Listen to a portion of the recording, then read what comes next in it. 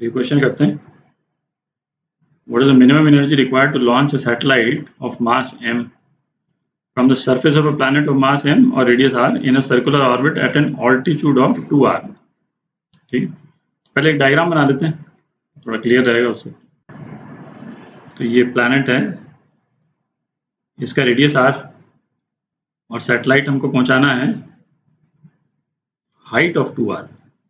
ठीक है, altitude of 2r मतलब ये 2r हो गया, और ऑब्वियसली ये जो है ये r।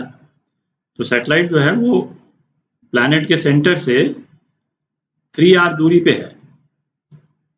ठीक है, तो ऐसे सभी क्वेश्चंस में जो है वो इनिशियल एनर्जी क्या है प्लैनेट की या प्रोजेक्टाइल की या रॉकेट की, है ना, वो हम निकालें, और फाइनल एनर्जी क्या होगी वो हम निकालें, है ना। और दोनों को जो माइनस कर देंगे, ये वाला जो पोर्शन है डेल्टा ई, है ना, उतनी एनर्जी हमको प्रोवाइड करनी पड़ेगी।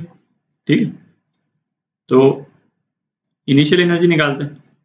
तो इनिशियल एनर्जी में हर टाइम दोनों चीज़ें लें हम, जहाँ से भी, ये तो खैर सरफेस से जा रहे हैं, बट हो सकता है सरफेस से नहीं भी कभी जा रहे हो, है ना। कोई एक कह सकता है कि भाई सैटेलाइट जो है वो, या कोई स्पेस स्टेशन है जो कि प्लैनेट के ऑर्बिट में ही है और किसी एक वेलोसिटी से घूम रहा है, अब हम उसको यहाँ से उठा करके कहीं और लेकर के जा रहे हैं। तो है ना, दोनों चीज़ कंसिडर करें, kinetic energy plus potential energy. तो जब सरफेस पे है इनिशियल, तो काइनेटिक एनर्जी तो 0 हो गई, और पोटेंशियल एनर्जी क्या हो गई -gm, ये mass of satellite upon r। ठीक है, अच्छा, फाइनल एनर्जी क्या हो गई, इसकी kinetic energy plus potential energy. ठीक है, पोटेंशियल एनर्जी कितनी हो जाएगी -gm बाय, ये कितना है 3r।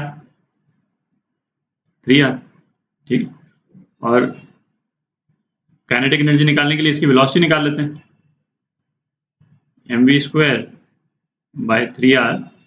सेंट्रीपिटल फोर्स कौन प्रोवाइड कर रहा है, ग्रेविटेशनल फोर्स प्रोवाइड कर रहा है। तो ये हो गया gm बाय r², है, तो r इस केस में कितना हो जाएगा 3r²। ठीक, तो इससे हम काइनेटिक एनर्जी निकाल लेते हैं, हाफ mv² कितना हो जाएगा gmm बाय 6r। ठीक है, तो ये हाफ mv² काइनेटिक एनर्जी है ना, इसको यहाँ पे डाल दें, इसको मैं इक्वेशन 2 बोल देता हूँ, ये इक्वेशन 1, तो और ये इक्वेशन 3। तो 3 से 2 में डाल देते हैं, तो फाइनल एनर्जी कितनी आ जाएगी -gmm बाय 6r। ठीक है, अच्छा, इसमें एक जनरल रिजल्ट है, कोई भी सैटेलाइट यदि किसी प्लैनेट के चारों तरफ घूम रहा है किसी एक पर्टिकुलर ऑर्बिट में, और सपोज हाइट h पे है वो, है ना, ये मैं 2r की जगह पे मैं सपोज मैं h लिख देता हूँ, h। ठीक है, तो उसकी जो टोटल एनर्जी है,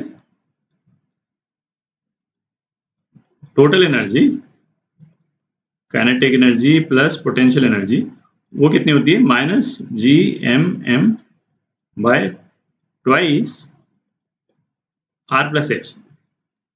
ठीक है, इसको याद रखें, ये जनरल रिजल्ट है। ठीक है, इसी तरह से निकलता है ना, एग्जैक्टली जो चीज अपन ने अभी की, है ना, सेम लॉजिक हम लगा करके और इस जनरल रिजल्ट को निकाल सकते हैं। तो यहाँ तो हमने अलग अलग करके निकाला, बट आप सीधा इसको यूज करके भी आप सीधा भी निकाल सकते हो। ठीक है, क्योंकि एग्जाम में टाइम नहीं रहता है, तो ये है ना, ध्यान रहना चाहिए। तो अब बेसिकली डेल्टा ई